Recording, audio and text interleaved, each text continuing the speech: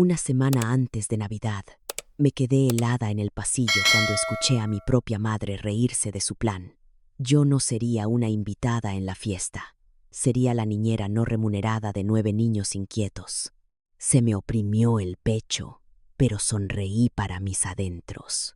Si pensaban que volvería a jugar a la sirvienta, no tenían idea de lo que les esperaba. El 24 de diciembre, cuando mamá llamó y preguntó, ¿dónde estás? Me reí y le dije que no me esperara ni a mí ni al banquete. Lo que no sabían era que su Navidad perfecta ya se estaba derrumbando. Mi nombre es Sofía. Tengo 28 años. Y si vieras mi vida en papel, pensarías que la tengo resuelta. Trabajo como analista de datos en una empresa de tecnología. Tengo mi propio departamento cerca del centro. Gano un dinero decente que me permite comer fuera cuando quiero e incluso darme pequeños lujos. La gente en el trabajo me llama la que siempre tiene todo bajo control, pero no conocen la parte de mi vida que me revuelve el estómago cada fin de semana, la parte que empieza y termina con mi familia. Vivo a solo 30 minutos de la casa de mis padres, lo suficientemente cerca para que las visitas sean fáciles, demasiado cerca para poner excusas. Y durante mucho tiempo no quise poner excusas.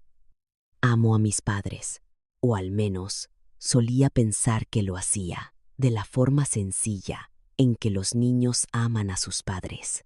Pero a medida que crecía, ese amor se complicaba. Tomemos a mi hermana Laura. Tiene 34, 6 años más que yo. Casada con su novio de la preparatoria, Marco. Tienen 2 hijos, Mateo de 9 y Camila de 7. Niños adorables, llenos de energía. Me llaman tía Sophie y siempre corren a mis brazos cuando me ven. Esa parte me derrite siempre. Pero lo que viene después, esa es la parte que me ha estado desgastando durante años. Casi todos los sábados por la mañana, alrededor de las 9 a.m., alguien toca a la puerta de mi departamento. A veces todavía estoy en pijama. A veces estoy a la mitad de mi café. A veces ni siquiera me he despertado. Pero no importa, porque siempre es la misma escena. Laura, de pie, con una sonrisa radiante. Mateo y Camila saltando a su lado, con mochilas colgadas al hombro. Hola, Sophie. Los niños están muy emocionados de pasar el día con su tía favorita. Lo dice con voz cantarina. Les da un beso de despedida a ambos y, antes de que pueda protestar, antes de que pueda siquiera respirar, se ha ido. A un brunch con Marco, o al cine, o a un día de spa para parejas. 12 horas después, regresa. A veces son casi las 10 p.m. para cuando aparece, luciendo renovada y radiante, mientras yo estoy en una sala llena de legos, bordes de pizza a medio comer y 2 niños agotados peleando por el control remoto. Al principio, me decía a mí misma que no me importaba. Son familia, ¿verdad? Eso es lo que hacemos.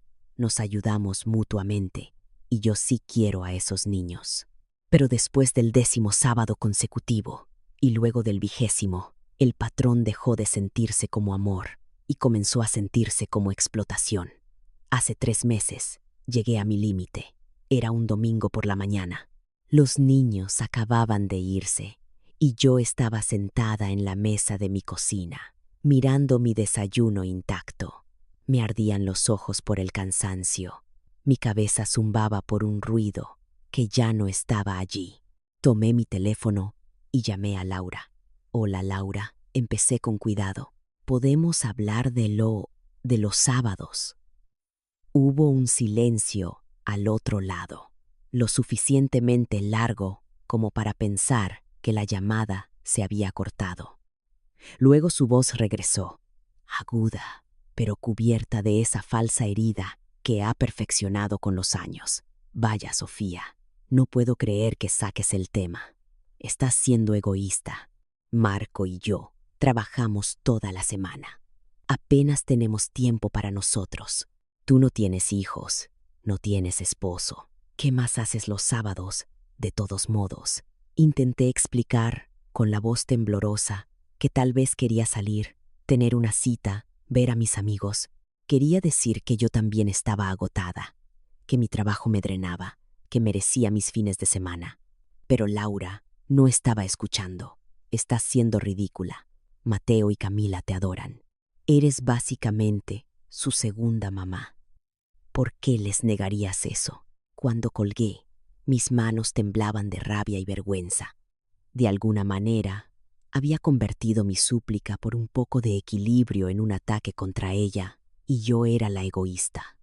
2 semanas después, intenté un enfoque diferente. Comida dominical en casa de mis padres. La mesa olía a pollo rostizado y hierbas, la familiar comodidad del hogar envolviéndome. Y por un momento pensé que tal vez me escucharían. Mamá, papá, comencé, moviendo la comida en mi plato. Me encanta pasar tiempo con Mateo y Camila, pero es mucho cada fin de semana. Quizás podríamos organizar un horario, como rotarnos para que yo tenga algo de tiempo libre. Mi papá apenas levantó la vista de su plato. Sofía, esos niños son familia. A la familia se le ayuda. Y mamá dejó su tenedor y me lanzó esa mirada de decepción que me hizo sentir de 13 años otra vez. Hija, yo no te crié así. Laura trabaja duro. Merece tiempo con Marco. Tú estás soltera. No tienes responsabilidades como ella. Y honestamente, cuidar de Mateo y Camila es la mejor preparación que podrías pedir. Cuando te cases y tengas tus propios hijos, agradecerás toda esta experiencia. Abrí la boca para discutir, pero Laura intervino con esa sonrisita burlona. Puedes tener citas los viernes por la noche o los domingos. Tus amigos pueden pasar el rato contigo y los niños. No es tan complicado, Sophie. Papá asintió. Tu hermana tiene razón. La familia es primero. Algo dentro de mí se retorció tan fuerte que pensé que podría romperme. Quería gritar, voltear la mesa, decirles que no era su niñera. Pero en lugar de eso, sonreí débilmente, asentí y comí mi cena. Jugué a ser la buena hija. Conduciendo a casa esa noche, con las calles mojadas por la lluvia, recordé una Navidad cuando tenía 16 años. Laura tenía 22, recién casada, y ella y Marco querían ir a una gran fiesta. Mamá y papá me dijeron, tú te quedarás con los niños. Eso fue antes de Mateo y Camila, cuando Laura solía cuidar a nuestros primos. Recuerdo estar sentada en una sala con 4 niños pequeños gritando mientras los adultos bebían ponche con piquete junto a la chimenea. Esa fue la primera vez que me sentí invisible. 16 años después, nada había cambiado. Y quizás por eso, cuando llegó diciembre y el aire olía a canela y pino, no esperaba la Navidad en absoluto, porque en el fondo sabía que mi familia no me veía como Sofía la adulta. Me veían como Sofía la niñera gratuita, la chica cuyo tiempo no importaba, y empezaba a preguntarme hasta dónde me presionarían esta vez. La primera semana de diciembre, mi teléfono se iluminó con el nombre de mamá. Estaba en mi escritorio en el trabajo, con los ojos cansados de ver hojas de cálculo, cuando contesté. Hola, mi amor, dijo con ese tono cantarino que siempre me ponía en guardia. Te llamo por lo de Navidad. Al instante, sentí que se me oprimía el pecho. Vamos a tener una gran celebración este año. Tu tía Carmen viene con sus 3 hijos. El tío Miguel y la tía Sara vienen con los suyos. Y, por supuesto, los padres de Marco y la familia de su hermano también estarán. En total, unas 25 personas. Forcé mi voz para que sonara firme. Suena bien, mamá. ¿Qué necesitas que lleve? Bueno, hizo una pausa, lo suficientemente larga para que yo supiera que algo se tramaba. No creo que pueda cocinar para tanta gente yo sola. Esperaba que pudiera. ¡Ay, no, Mea! Apreté el teléfono con más fuerza. Un banquete para 25 personas no era poca cosa. ¿De cuánto estamos hablando? Oh, no sé. Alrededor de 40,000 pesos, tal vez. Pero será tan especial, Sofía. Todos juntos. Un gran festín.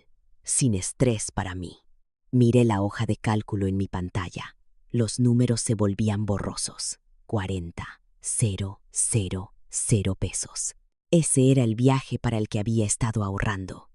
La única oportunidad de tomar unas vacaciones fuera de la ciudad. Pero la voz de mamá tembló con la cantidad justa de tensión, y la culpa se me clavó como siempre.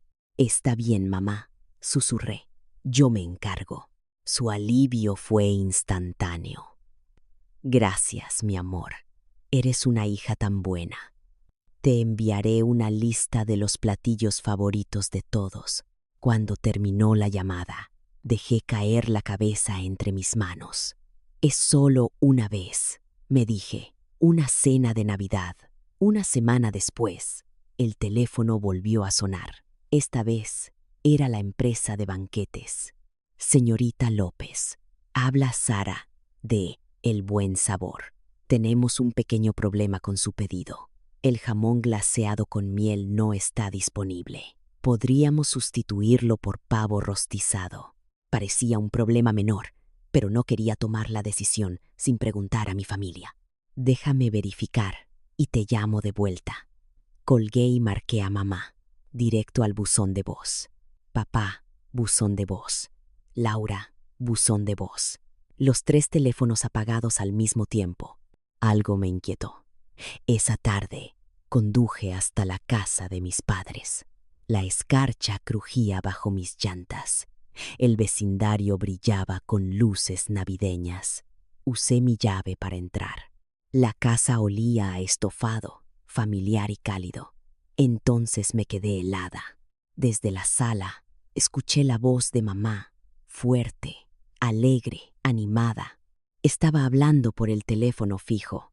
«Ay, Carmen, es perfecto», decía. «Sofía cuidará a todos los niños. No te preocupes por traer actividades.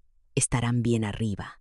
Estamos preparando la recámara de atrás con películas y juegos, y Sofía puede quedarse con ellos mientras los adultos disfrutamos abajo».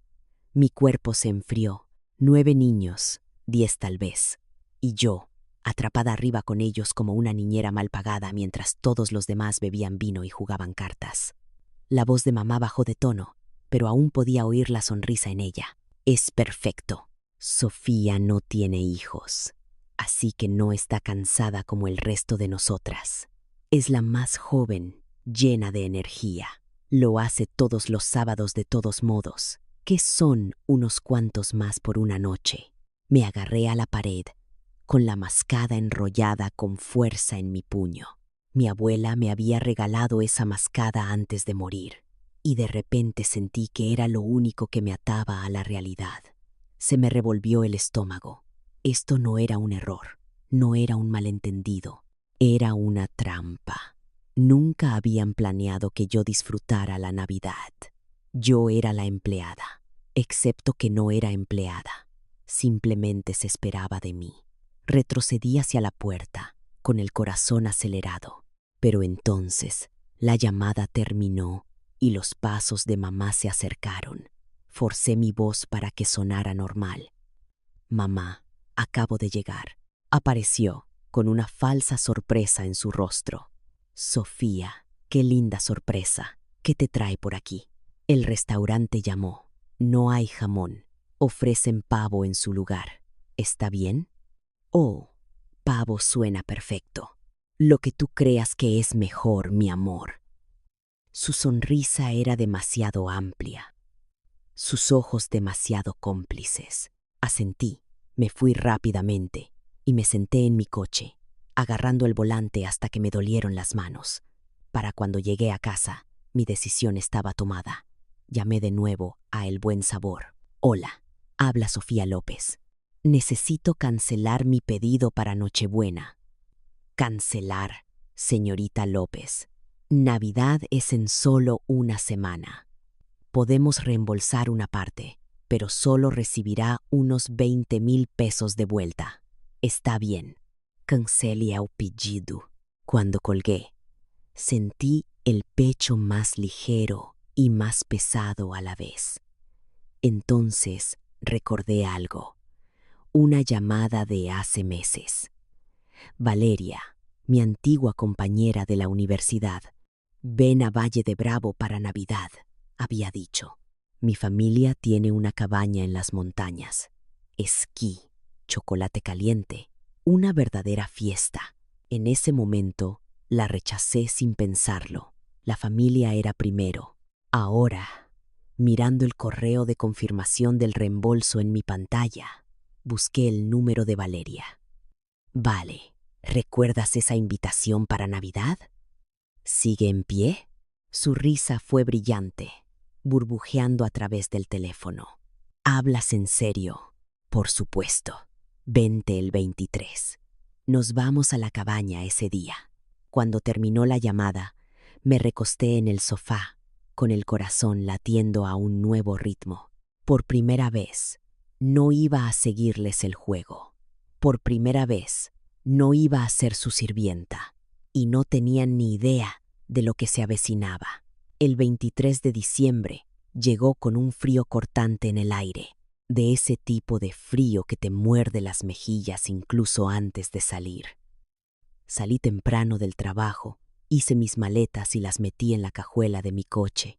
La ciudad era un hervidero de caos navideño, tráfico denso, claxones impacientes, todos corriendo a alguna parte.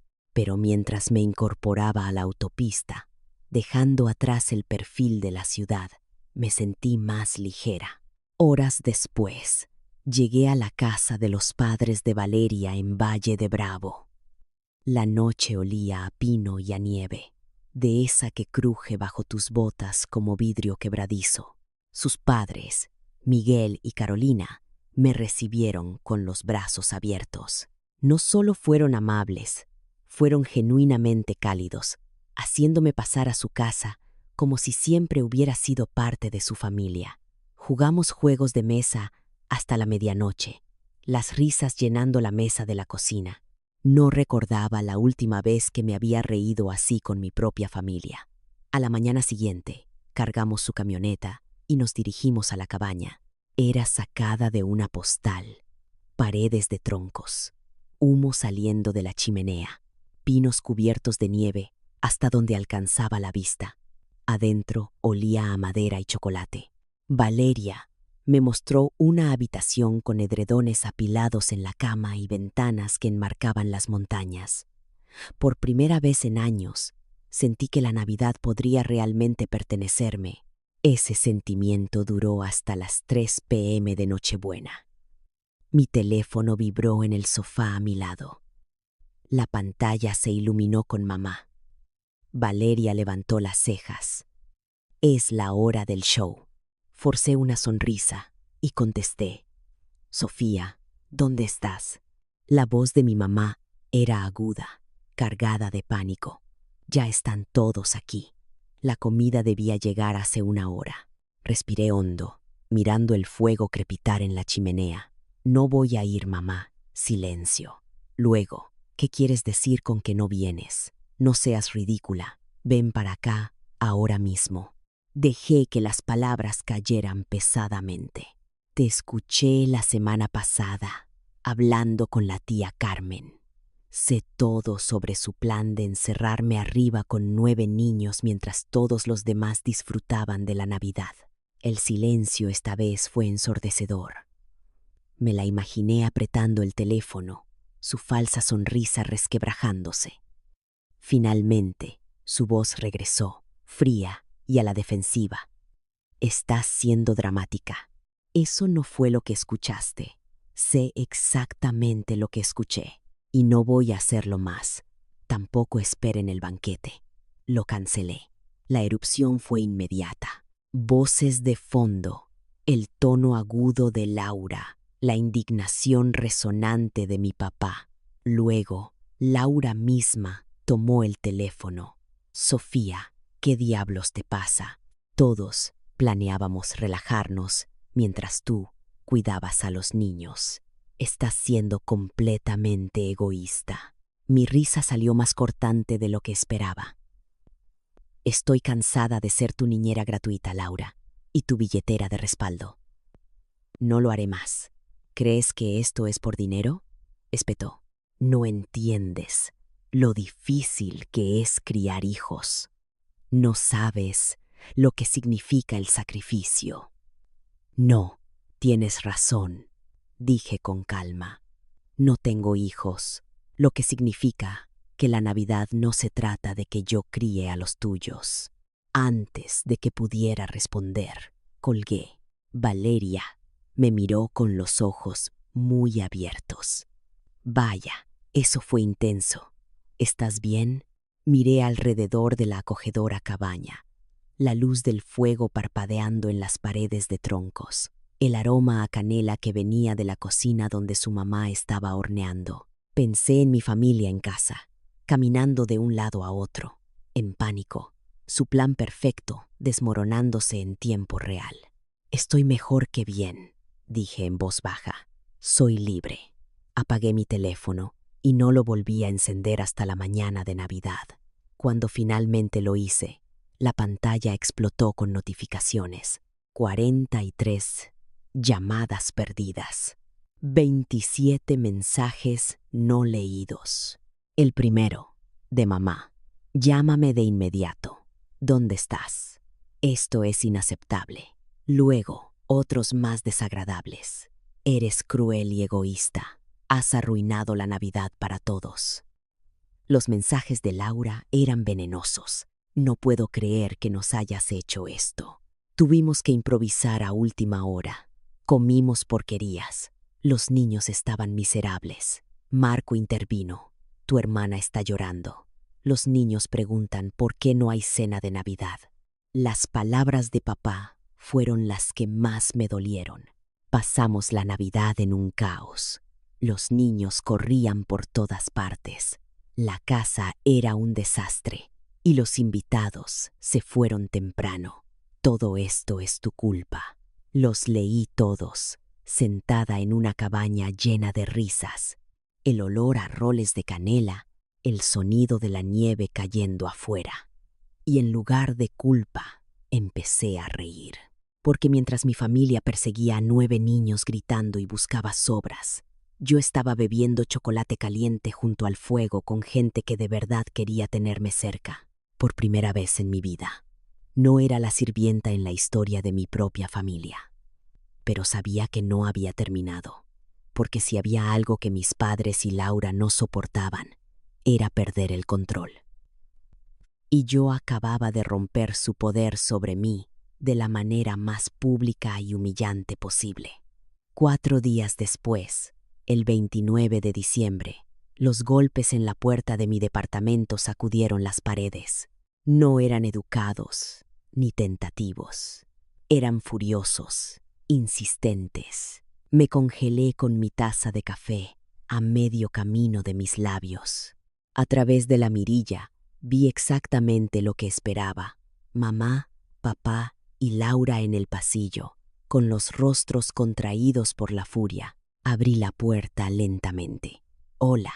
No nos vengas con hola, espetó mamá, pasando a mi lado como si fuera la dueña del lugar.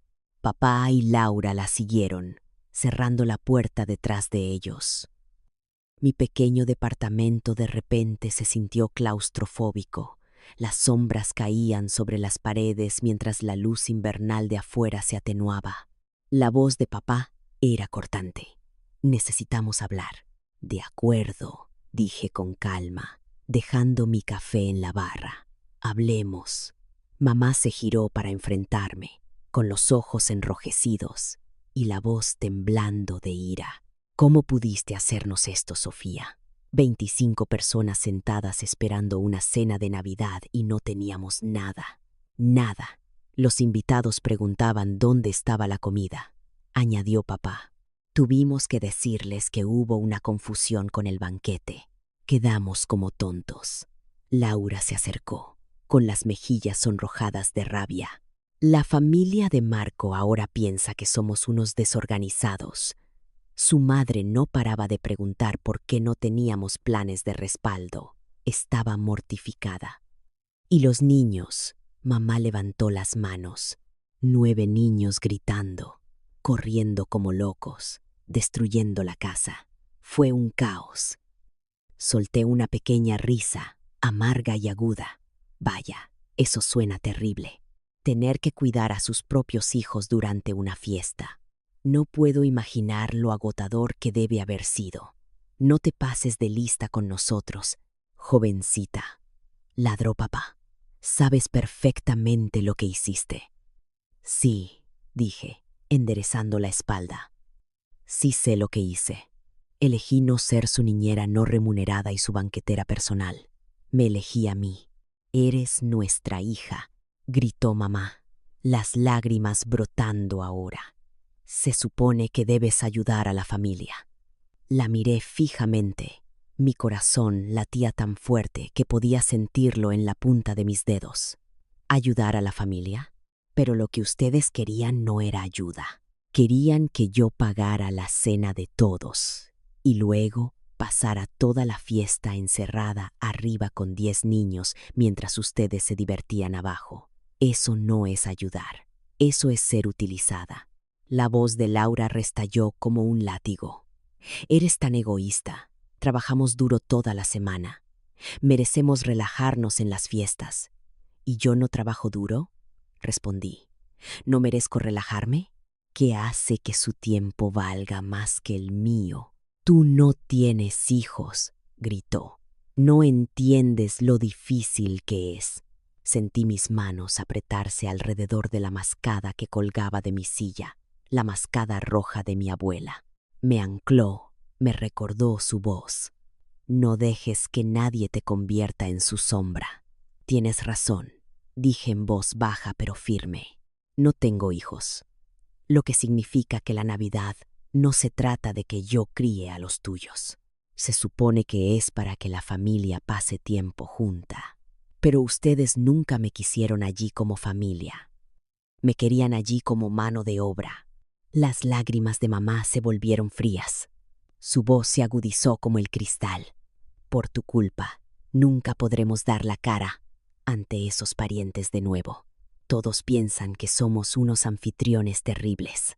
La tía Carmen dijo que nunca volverá para Navidad. La familia del tío Miguel se fue temprano. El hermano de Marco preguntó si nuestra familia siempre tiene desastres así. ¿Entiendes lo que nos has hecho?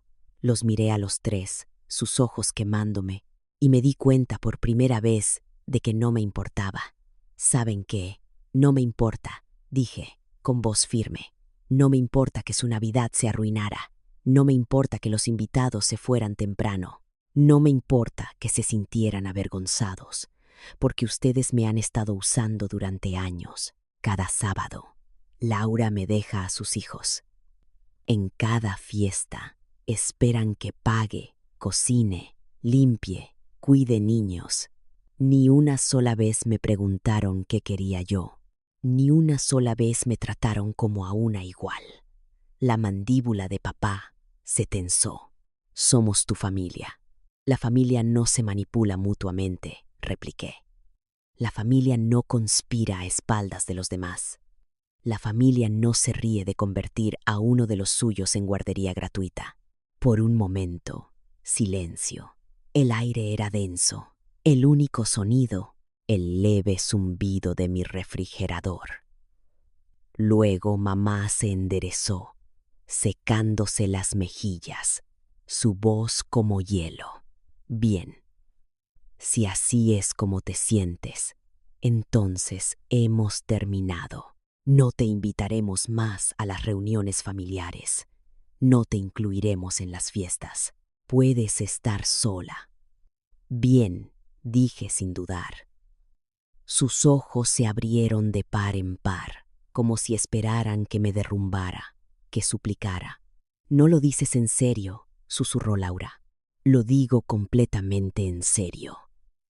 Estoy cansada de ser la sirvienta de la familia. Tengo mi propia vida y finalmente voy a vivirla.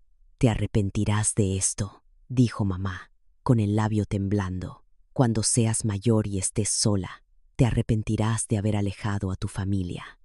De lo único que me arrepiento, dije en voz baja, es de no haberme defendido antes. Papá señaló hacia la puerta. Vámonos. Ya tomó su decisión. Salieron en fila, pero mamá se volvió una última vez. Su rostro una máscara de furia y dolor.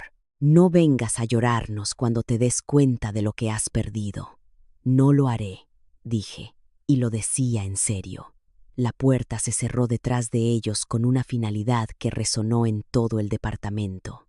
Durante 10 minutos me quedé allí en silencio, la mascada roja cálida contra mi palma, hasta que la tensión se drenó de mis hombros. Luego tomé mi teléfono y bloqueé todos sus números. Por primera vez había trazado la línea y no pensaba cruzarla de vuelta, pero en el fondo sabía que este no era el final, porque las familias como la mía no renuncian a sus chivos expiatorios tan fácilmente. Los días siguientes fueron silenciosos, casi inquietantemente. Mi teléfono permaneció obstinadamente en silencio, sin llamadas, sin mensajes. Por primera vez en años, me desperté un sábado por la mañana y no escuché golpes en mi puerta. No me preparé para que 2 niños entraran corriendo con mochilas y juguetes. En cambio, dormí hasta tarde. Hice hot cakes solo para mí. Me senté junto a la ventana con café y observé la ciudad cubierta de una fina capa de escarcha. La paz era extraña, pero era mía. Algunos parientes intentaron contactarme. Una tía llamando para decir que mamá estaba desconsolada. Un primo instándome a disculparme. Cada vez repetí la misma línea. Cuando estén listos para admitir que me usaron, podremos hablar. El silencio que siguió me dijo que ninguno de ellos estaba listo, y eso estaba bien, porque por primera vez en mi vida adulta no estaba esperando su aprobación. Estaba viviendo mis propios fines de semana, mis propias fiestas. Empecé a salir con alguien nuevo, un hombre llamado Daniel, que conocí a través de un amigo en común. Íbamos a cenar tarde, caminábamos por los mercados de invierno, hablábamos de todo y de nada. No estaba revisando mi teléfono, preocupada de que mi familia me echara responsabilidades en cualquier segundo. Finalmente, podía estar presente en mi propia vida. Aún así, había momentos en los que me sorprendía mirando esa mascada roja, la que me dio mi abuela. Me la ponía sobre los hombros antes de salir al frío y sentía sus palabras de nuevo.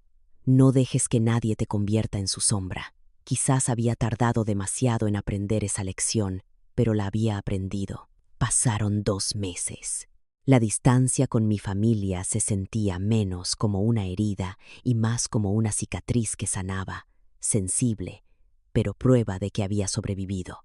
Entonces, una noche, mientras terminaba de cenar con Daniel, mi teléfono vibró. Un mensaje de un número desconocido. Necesitamos hablar. Mamá, lo miré, con el tenedor suspendido en el aire. Por un momento, los viejos hábitos tiraron de mí. El impulso de responder, de arreglar las cosas, de volver al papel que siempre había desempeñado. Pero entonces miré la mascada que colgaba en el respaldo de mi silla, la tela captando la luz, un recordatorio del límite que finalmente había construido.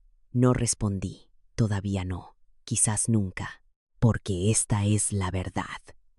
Finalmente entendí que la familia no debería significar sacrificarte por su conveniencia. Familia debería significar respeto. Hasta que ellos entendieran eso, no había nada más que decir.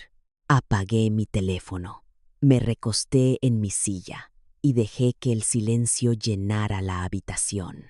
Por primera vez en mucho tiempo, no le tenía miedo al silencio. Y mientras las luces de la ciudad parpadeaban afuera, supe que esta historia no había terminado. Pero el próximo capítulo, ese lo escribiría yo. Si alguna vez te has sentido atrapado por las expectativas familiares o dado por sentado, esta historia es para ti. Comparte tus pensamientos en los comentarios. Suscríbete para más historias reales y mantente atento. El próximo giro podría sorprenderte.